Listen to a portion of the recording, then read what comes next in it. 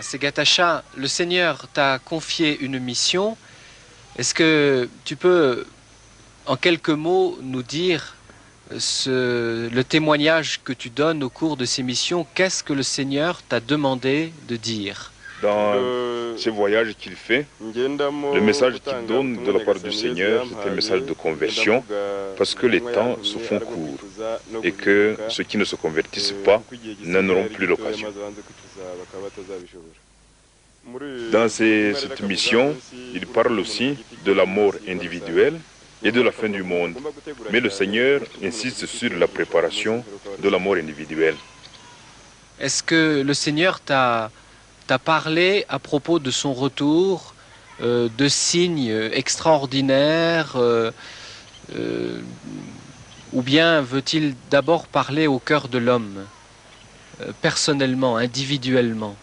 Le Seigneur parle aussi des signes que verront tout l'univers, que verra tout l'univers, des signes dans la lune, mais toutes sortes de calamités qui seront pour nous le signe évident que le Seigneur est proche et qu'il vient.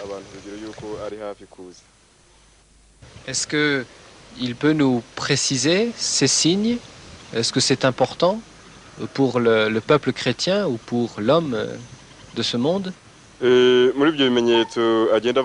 Seigneur parle de la sécheresse, il parle des guerres, il parle même des guerres religieuses, il parle de conflits dans les familles, il parle de toutes calamités, mais toutes ces calamités seront causées par ceux qui ne veulent pas se convertir.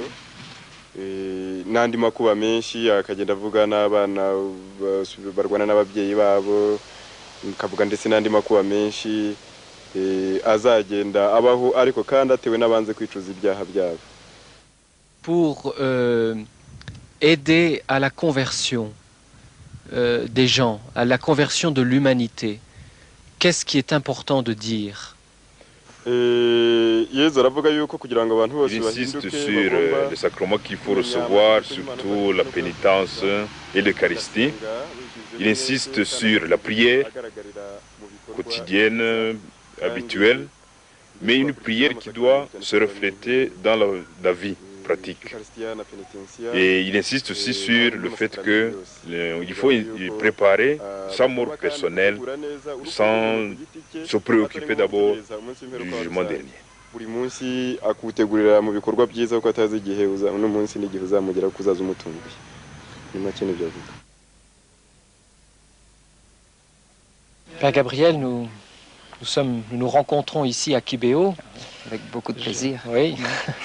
Et tu es au Rwanda depuis 29 ans maintenant. Tu es prêtre diocésain dans le nord du pays, dans le diocèse de Nyundo.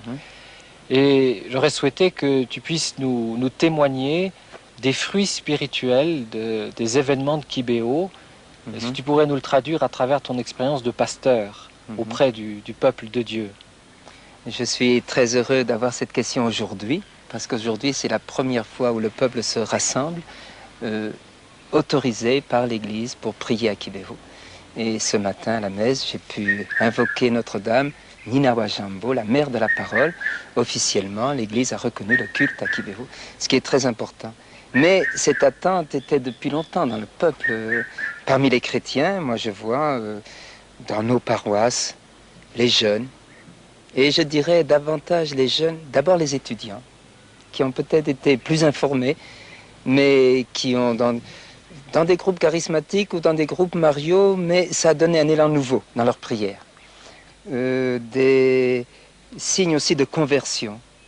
Bon, je connais des gens qui ont changé complètement leur vie suite à Kibéo. Et si on voit nos églises, soit à Gisenyi, soit à Butare, donc en ville, à la campagne aussi, mais en ville c'est plus voyant, que vous voyez des gens qui viennent. Je vois à Gisenyi, quelqu'un s'est amusé à compter les gens qui venaient à la messe un jour de carême ordinaire.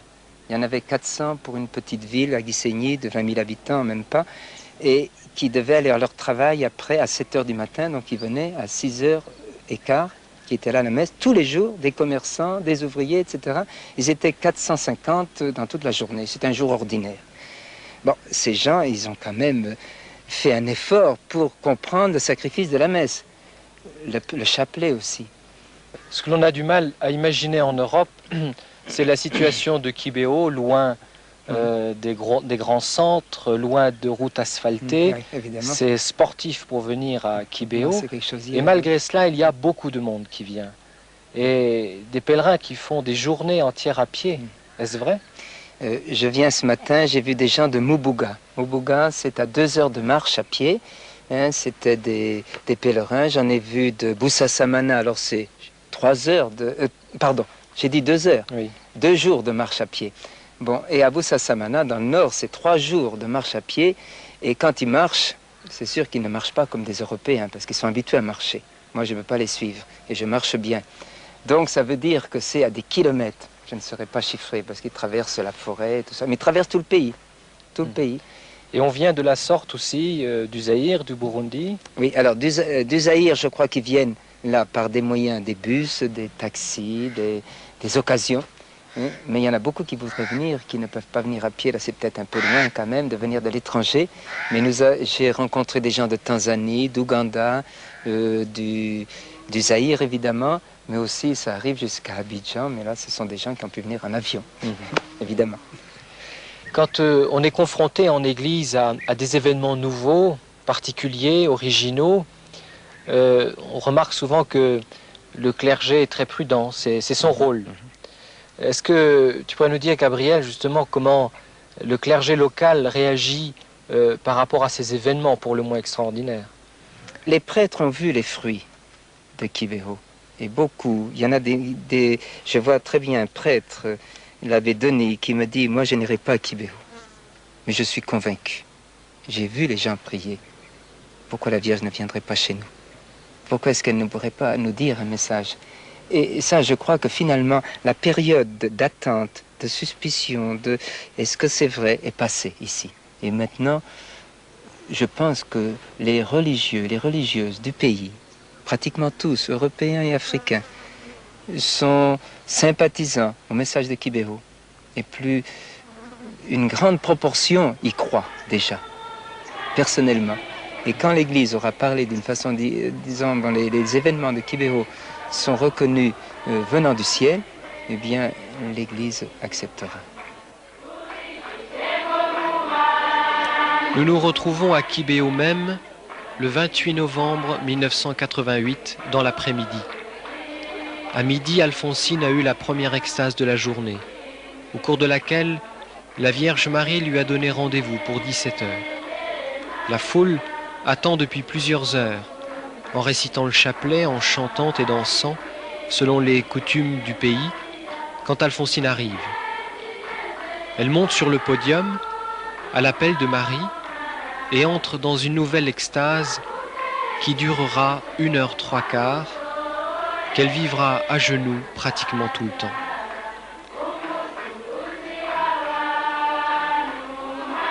Ce long échange avec la Vierge sera ponctué de silence et de chants.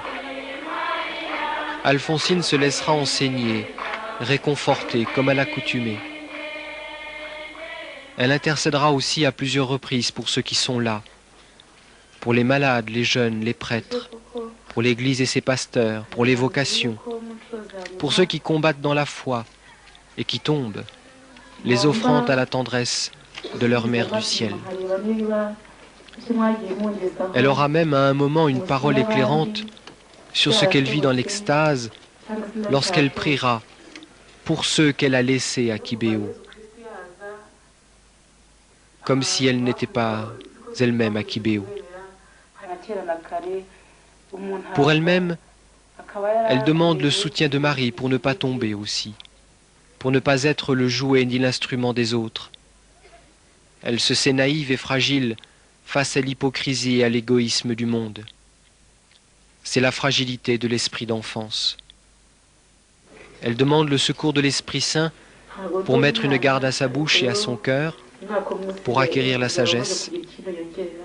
Elle promet de transmettre les paroles reçues ce jour, d'enseigner à prier. Elle confie à Marie son désir de Dieu, de se donner, de tout donner.